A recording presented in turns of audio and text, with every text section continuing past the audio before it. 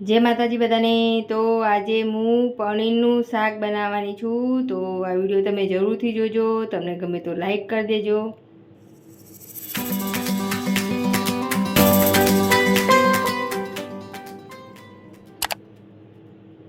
तो સૌથી પહેલા ડુંગળી કાપી નાખીશું। તો ડુંગળી મોટી મોટી જ સમારવાની છે, કેમ કે એને ક્રશ કરવાની છે મિક્સરમાં। तो मोटी मोटी समार दईशू अने धोई नाखीशू समारीने पछी। तो सरस डूंगળી कटिंग कर नाखी छे। तो हवे एनु पेस्ट बनावी दईशू। तो डूंगळीनुं पेस्ट बनी गयुं छे। तो हवे टामेटानुं पण ग्रेवी बनावी दईशू। टामेटानी ग्रेवी बनी गई है। तो आखा मसाला लई लईशू वघार माटे।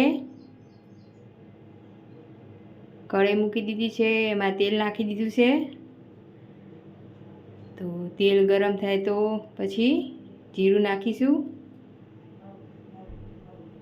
आखा मरचा नाखीशुं, बादिया, तेजपत्ता, लविंग, हिंग नाखीशुं, आदू मरचा लसणनी पेस्ट नाखी है। तो एकदम मिक्स कर दईशुं।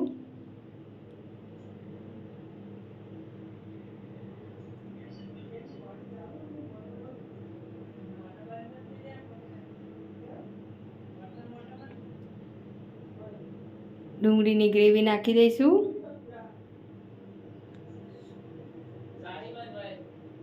तो सरस रीते चढ़वा दईशुं। एकदम कलर चेन्ज थई जाए पछी ते टामेटानी ग्रेवी नाखीशुं।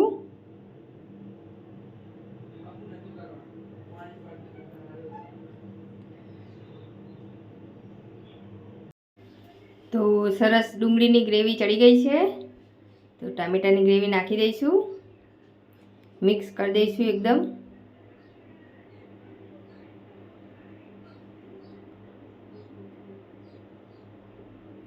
तो हवे मसाला नाखीशुं। मरचुं नाखीशुं, 2 चमची मरचुं नाख्युं छे। धाणा जीरुं पाउडर, हळदर नाखीशुं, मीठुं नाखीशुं,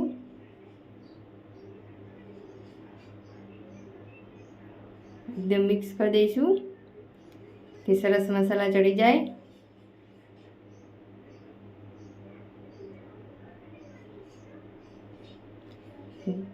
गरम मसालो नाखीशुं। आ मसालो अमारो घरनो ज बनावेलो छे। तमारी रेसिपी जोती होय तो चेनल में छे गरम मसालानी।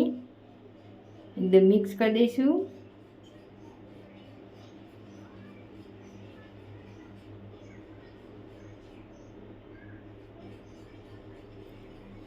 धीमा गैस पर चढ़वा दईशुं। ज्यां सुधी तेल उपर ना आवे त्यां सुधी चढ़वा ज देवानुं। थोड़ुं पाणी नाखीशुं। मसाला आपड़ा दाजे नहीं એટલે સરસ થોડું પાણી નાખીએ તો ચડી જાય। થાળી ઢાંકી દઈશું। તો સરસ તેલ ઉપર આવી ગયું છે, મસાલા બધા ચડી ગયા છે। તો મિક્સ કરી દઈશું।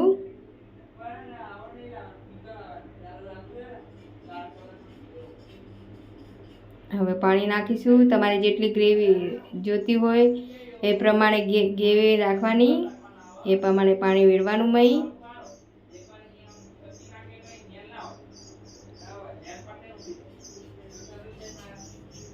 तो एकदम मिक्स कर दईशू। हजी थोड़ुं पाणी नाखीशू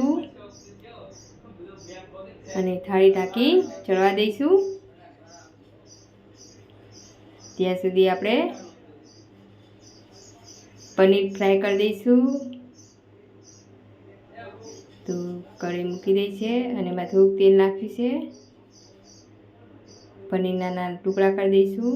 तमारे जेवा टुकड़ा करवा होय ए प्रमाणे तमे टुकड़ा करी शको छो।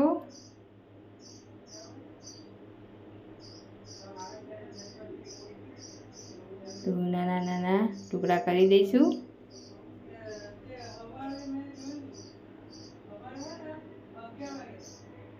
ગ્રેવીમાં તમે પનીરના ટુકડા તળીને નાખી શકો છો, પણ મેં ખાલી ફ્રાય જ કર્યા છે ઓછા તેલમાં.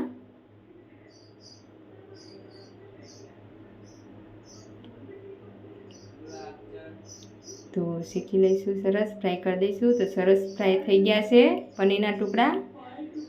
તો હવે ગ્રેવીમાં નાખી દઈશું. તો ગ્રેવી પણ સરસ ચડી ગઈ છે. પનીરના એકદમ મિક્સ કરી દઈશું પહેલાં, અને પનીરના ટુકડા મેં નાખી દઈશું અને થોડીક વાર ચડવા દઈશું. તો નાખી દઈશું મેં, મિક્સ કરી દઈશું.